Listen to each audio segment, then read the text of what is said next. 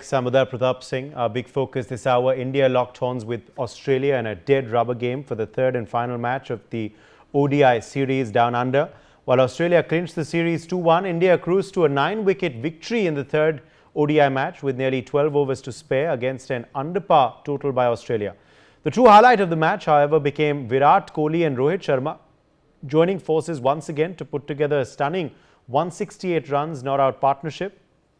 Virat Kohli bounced back with 74 run-out after 2 ducks, even as Rohit Sharma, of course, his 121 not-out total and 33rd ODI century stunned the audience in the stands. In another big record to come out of the match, Virat Kohli's winning boundary not only prevented a whitewash for the men in blue, it also helped Kohli sail past Kumar Sangakkara to become the second highest ODI run getter of all time, right behind Sachin Tendulkar. Let's in fact take a closer look now at the records held by Virat Kohli. So let's quickly show you now the records which are held by Virat Kohli. Remember, he's broken another one, of course, today, or rather got close to another one today by becoming the second highest scorer. But let's tell you about the records first, broken by Virat Kohli. So the most centuries in ODI cricket, of course, are on his name with 51. 51 ODI centuries, of course, on his name. That's the most amount of centuries in ODI cricket. Also, Virat is the fastest to get to 10,000 ODI runs. He got to that in just 205 innings. Also, the most centuries while chasing in ODIs are held by him. He has 28 centuries to his name while chasing in a one-day international. Also, the highest average in an ODI run chase at 65.5, that's also held by Virat Kohli. He's also the fastest to get to 8,000 runs, then to get to 9,000 runs, to get to 11,000 runs, and also the fastest to get to 12,000 ODI runs. Well, he also has the most double centuries by an Indian. In test matches, he has 7 double centuries, of course. The most number of double centuries to an Indian till date. He's also the first Asian captain to win a test series in Australia, also in England and in South Africa too. That's also something that's been achieved by Virat Kohli. He's also got the most runs in IPL history with over 8,000 to his name till date. Remember, that's of course continuing. Also, he's got the most amount of ODI centuries against one team, with 10 of them against Sri Lanka. It's another record held by Virat Kohli. So clearly, of course, Virat Kohli holding a lot of records.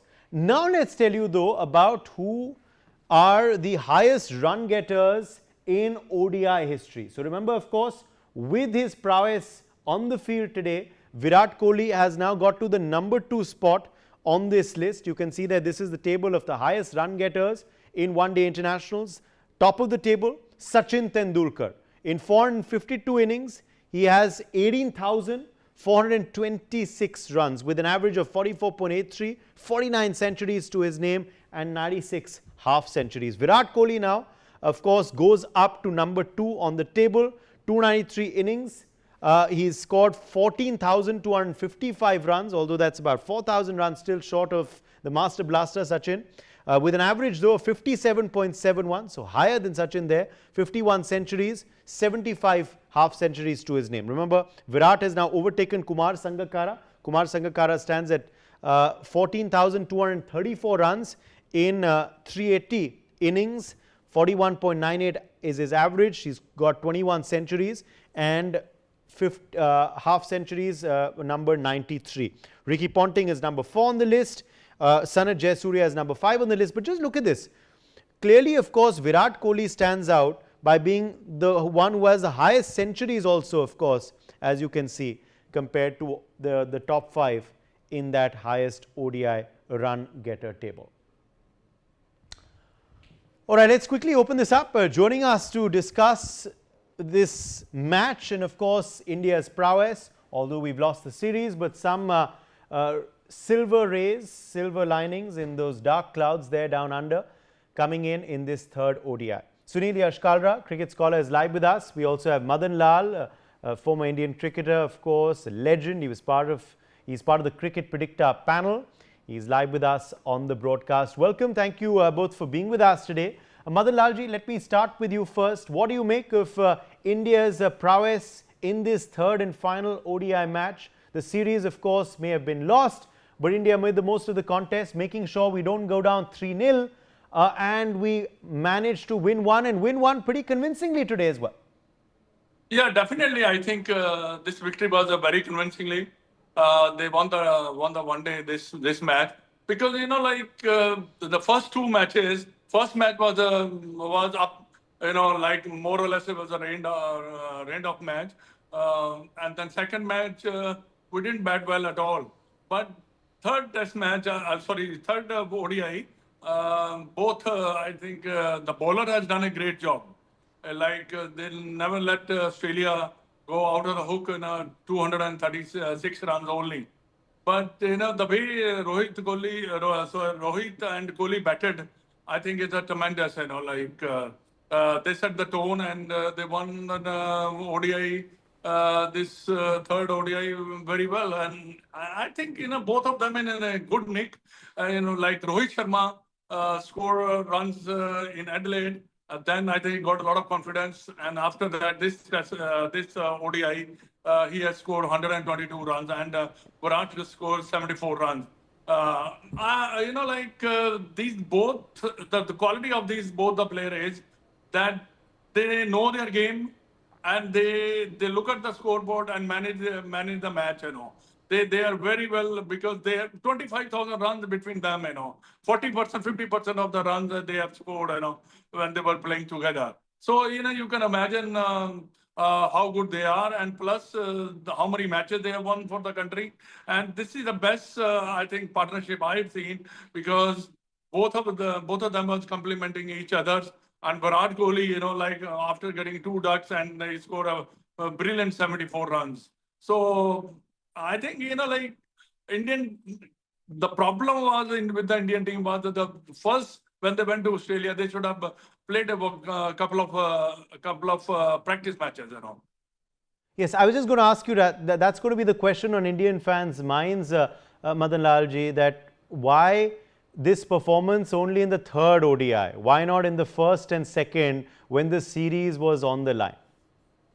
Yeah, you have to adapt to the conditions because the Perth always has a very big bounce on that. There's a lot of bounce, and if you see the dismissal, they all got out, in the caught behind or they got out in the slips. But the second Adelaide, there was no excuse. We didn't get the good starts. After that, we only managed 266. But this ODI, I think we bowled very, very well, because Harshit Rana, Kuldeep Yadav, and Vaishnav Sundar, Mohammad Siraj, as a unit, the bowlers have performed very, very well. Okay, who was the X factor today for our team, according to you? Pardon? Who was the X factor which has led to this win, according to you, in the team today? Definitely, I think Rohit Sharma and Virat Kohli, this partnership, 100 or 60 odd runs, But Rohit Sharma stand out because he scored 120 runs and he set the tone, I think that's the thing, Rohit did well. I think Rohit Sharma is the main man. Yeah, who won the game Rohit did well, of course. Rohit did well, of course, in the last ODI match as well. In the second match, of course, his partnership with Shreyas Iyer, did help us get, of course, to a decent total. It wasn't enough, of course, but that did help, along with, of course, the people towards the tail end. Our tail enders also did help the score go up. Arshdeep's, sixes, and of course Harshit as well. But Virat Kohli, many people were very disappointed with his back-to-back ducks. You know how it is in cricket, sir. You played so many matches yourself. People begin to write you off. There were those critics who were even calling for his retirement after that second ODI duck, in Adelaide. What do you make of these critics? And do you believe they've been silenced with his performance today? This is what cricket is. This is what a game is. One day you may score duck. The second day also you may score duck. But look what happens on the third day. No, no. Nowadays, the social media, like everybody is a expert, But these thing happens, with the greatest player also. But I was only worried about his mental things, If you are mentally prepared, I think you player like Virat Kohli is always going to get the runs, The skill wise, there is not a problem. But you are in this sort of games when you're playing against the best of the team, and then you have to really prepare yourself. But critic, they're all going to be there. The sport criticism is a part of the sports, but they have to see that whom they are criticizing. Virat Kohli has done scored a lot of many runs. So I think this thing never bothered Virat Kohli. Yes, and I another think that's feat to why his he name. has scored 74 runs. Another feat to his name. He's become the second highest ODI scorer of all times today. He's overtaken Kumar Sangakkara. What a Yeah, fabulous definitely. ODI career he's had. The most amount of centuries, even more than Sachin. Yeah, definitely. Sangakkara, now Virat Kohli is he's taken over. Virat, he's very, very strong. He's a very, very clever cricketer. I always watch him very carefully. He manages the batting so well. He manages the scoreboard, and he knows what he's doing. That's what it is. But I knew today that once he has scored 10 runs, he's going to get a big runs, because that is the first 10 run is always going to be difficult. But after that, he made it look very easy. Yes. On a lighter note, before I get in Sunil Yash Kalra as well, are you happy? In the time you played cricket, there was no social media? Pardon? Are you happy in the time you played cricket, there was no social media? No, there was no social media. Thank God, We had a journalist, sitting there and writing, Those journalists were so powerful. Even one article, if they write about you, that means that you are sure to play for the country. That sort of journalism was there, They used to sit, watch the game, write about the game. Yeah, true. Sunil, let me bring you in here. On, of course, this performance today. This is what is expected from the men in blue. This is what we expect from a world-class side like Team India. Not what happened, of course, in the first and second ODIs. What do you believe clicked today, and where do you believe the team did make improvements looking at the past performances? Well, when you look at, thank you Uday for having me on your show. It's nice to have Cricket Predictor back on NewsX on the show. But coming back, the opening was very crucial to India. It didn't look like India was playing in Australia. It reminded us of the 50-over World Cup that happened just a couple of years ago, 2023. Remember the opening stance, Virat Kohli and Rohit Sharma, scored around 48% of the run then in the crucial matches. And even today, when you look at it, the percentage is well above 70. When you have a team like that, when you've got the top four batters scoring 70, 75% of the runs, India has traditionally won all the matches. Just imagine the plight of India, where Virat Kohli got out on duck on 2 occasions. But the better part is, at 38, Rohit Sharma is the man of the match, man of the series, and guess what? He's won many hearts within the stadium. That's the best part of the entire having 2 big stars back in the field. I think it's proven everyone wrong, including us as well. Some critics who carry the stats and beat the big players. We stand corrected, but at the same time, Sir made a very important point, Madanlal sir, that you used to have 2 warm-up matches every time. Board President 11 or the visiting team, they would play 2 3-day matches and get acclimatized. Unfortunately, that here didn't it happen. did not happen. Yes. And now when it happened, India is back in the game, Even the bowlers, I think, Sunil, they've obviously adapted to the conditions. They've adapted to the pitches now, the Aussie pitches. The bowlers' performance also has impressed you today? Absolutely. In fact, I would, the management's performance to begin with, to get Kuldeep Yadav back into the team has impressed us. Look at Zampa. He's been creating problems. He's a spinner who's an aggressive wrist spinner. He's bowled well, and finger spinner. Coming back, Arshit Rana, of course, the boy under too much of criticism proved his mettle by coming back into the group. Again, 70 odd percent of the deliveries were actually in the good length and the wicket taking deliveries. If you start bowling full and onto the players' difficult part, where they either score for runs or they get out, it helps the country. And whenever they bowl short, if you bowl 50% and short, then what happens is you get whacked for boundaries, and that's what happened today. The bowling part was pitching up straight at 37% up on the difficult part, and overall 60 odd percent on the right good length, which would make batters difficult. And that's why you had all the wickets tumbling down well before the 50th over. Uday? Yes. Let's just also talk a bit about the fielding. Do you believe that's, Madan Lalji, something that, the Indian team also needs to work on? Some of the dropped catches. Catches can win you matches is the slogan. And that's something that unfortunately has not happened. We saw how in the past match, Connolly's catch, if that was taken, the match could have changed. He's the one who went on to hit the winning runs for Team Australia. We saw even in England, in the Test series, how there were a lot of dropped catches as well. Yeah, definitely. I think you're right, because fielding is the one part where you can excel on your own, and you have to keep on working on the fielding. The other thing which you mentioned about the bowling, which I'm going to mention, Harshit Rana, the first two matches he bowled short, very, very short. But today he was bowling up. That's why he was getting wickets. Sometime what happened when you go to the other country, you have to adjust the bounce. That's why I said, the practice matches are very important. Even in the first, even Mohammad Sharad was bowling a bit short, but after this one or two games, they started bowling, bowling up. Even Vashendra Sundar, I believe, Vashendra Sundar bowled very, very well. And then today the turning point was, I believe, was when Akshar Patel got Mitchell Marsh out. That was the turning point, I believe, because he was batting very, very well. And he was the main man. He was batting 40 odd runs, and if he was carry on, then he could have got big runs. But fielding, which you said, definitely fielding can win the match if you get one crucial catch.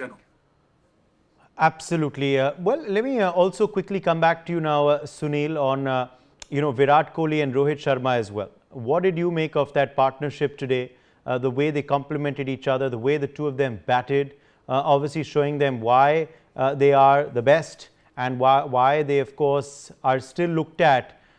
Despite, of course, the relinquishing of the captaincy and whatnot, but they're still looked at as match winners from the management of Team India, the selectors, and also Team India themselves. What did you make of the innings of both today, and how that stood out?